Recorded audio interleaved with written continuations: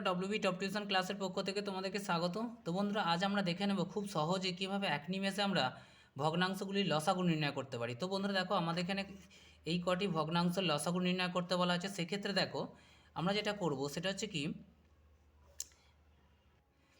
আমরা জানি ভগ্নাংশের উপরেরটা লব এবং নিচেরটা হর। এই ক্ষেত্রে উপরেরটা লব, নিচেরটা হর, এটাও উপরেরটা লব, নিচেরটা হর। এই লব যখন লসাগু নির্ণয় করতে পারবে, এই যে উপরে লবগুলো আছে, কত আছে, 11 আছে, 22 আছে, 33 আছে, এই সংখ্যাগুলোর কী করবো, লসাগু নির্ণয় করব। তো দেখো, সেই লসাগু নির্ণয় করার ক্ষেত্রে সবার প্রথমে যেটা করব সেটা হচ্ছে, দেখো এই 11, 22 আর 33 এদের লসাগু নির্ণয় করব। তো লসাগু নির্ণয় করে আমরা এখানে লিখে দিয়েছি, দেখো লব হর, লবগুলির লসাগু এবং হরগুলির গসাগু। তো এদের ক্ষেত্রে লসাগু নির্ণয় করতে হবে। লসাগু নির্ণয় করার জন্য সবার প্রথমে বড় সংখ্যাটা দেখো, বড় সংখ্যাটা আছে 33। তো দেখো 11 দিয়ে কি 33কে ভাগ করা যাবে? অবশ্যই যাবে, কারণ 3 11 33 হয়। কিন্তু 22 দিয়ে তো যাচ্ছে না।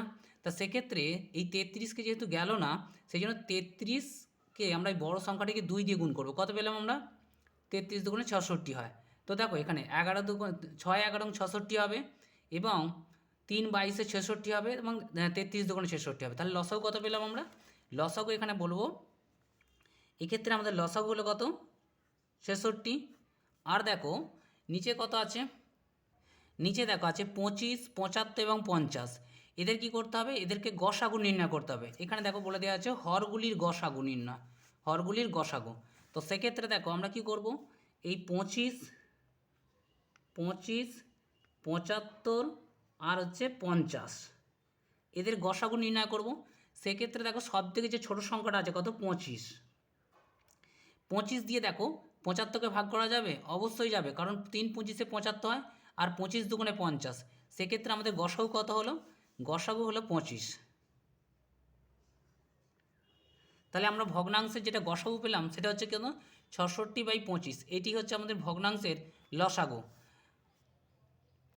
এটাকে তোমরা এইভাবেও লিখতে পারো যে 25 দিয়ে 66কে ভাগ করে দেবো। 25 2 50, এখানে কত হলো? এখানে 6 আর 1 16 পেলাম আমরা। তাহলে এখানে আমরা লিখতে পারি 2 পূর্ণ 16/25। এইভাবেও আমরা ভগ্নাংশের লসাগুটাকে নির্ণয় করতে হয়। পরে যে সংখ্যাটি দিয়েছে দেখো, এই সংখ্যাটির ক্ষেত্রে যে লসাগু নির্ণয় করতে বলা হয়েছে, এখানে দেখো এখানে একটি মিশ্র ভগ্নাংশ আছে। তো সেক্ষেত্রে দেখো এইটাকে আমরা লসাগু নির্ণয় করতে হবে। সবার প্রথমে দেখো এটাকে আমরা এই যে ভগ্নাংশ আকারে নিয়ে চলে আসবো। সেক্ষেত্রে দেখো 8 একে 8, 8-এর সাথে যোগ করলে কত হবে? 15/8 হবে। পরে কত আছে? 25/32। পরে দেখো 35/64, এটা আমরা পেলাম। তো এদের ক্ষেত্রে লসাগু নির্ণয় করার জন্য 15, 25 আর 35 এদের কি করব? এদের লসাগু নির্ণয় করব। সব থেকে বড় সংখ্যা আছে কত? 35। তো দেখো 35, 15 দিয়েও 35কে যাবে না, 25 দিয়েও যাবে না। সেক্ষেত্রে 35কে আমরা যদি 2 দিয়ে গুণ করি কত পাবো? 70 পাবো। 35কে আমরা যদি 3 দিয়ে গুণ করি কত পাবো? 3 দিয়ে গুণ করলে আমরা 105 পাবো। আর 35কে যদি আমরা 4 দিয়ে গুণ করি কত পাবো? 140 পাবো।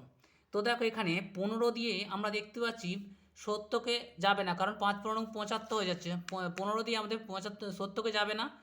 কিন্তু দেখো 15 দিয়ে আমাদের 105কে যাবে, কারণ আমরা জানি 7 15 105 হয়। 25 দিয়ে 105কে যাবে না, আর 35 দিয়ে যাবে।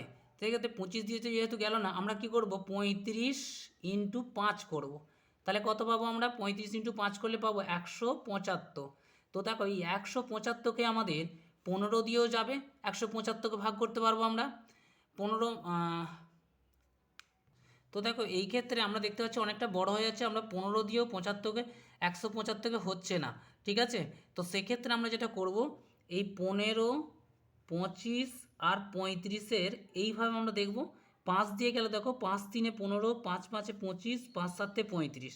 এবার দেখো আর কোনো কিছু দিয়ে যাচ্ছে না। তো সেক্ষেত্রে আমরা এই কটার কী করব? গুণ করে নেব।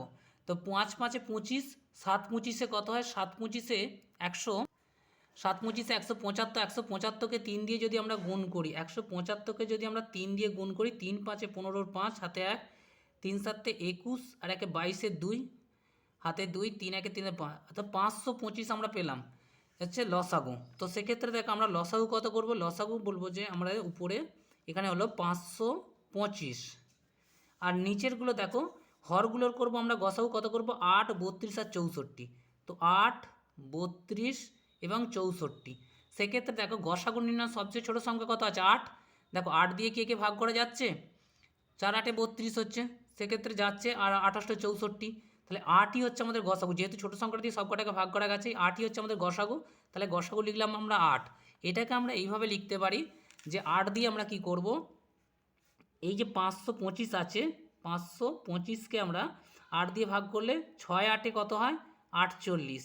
4 হলো, 8 4 দিতে 12, আর এখানে 5, 5 8 কত হবে, 40। তো এখানে 5 নামলো। তাহলে আমরা বলতে পারি 65/5/8, এটাই হচ্ছে আমাদের লসাগু।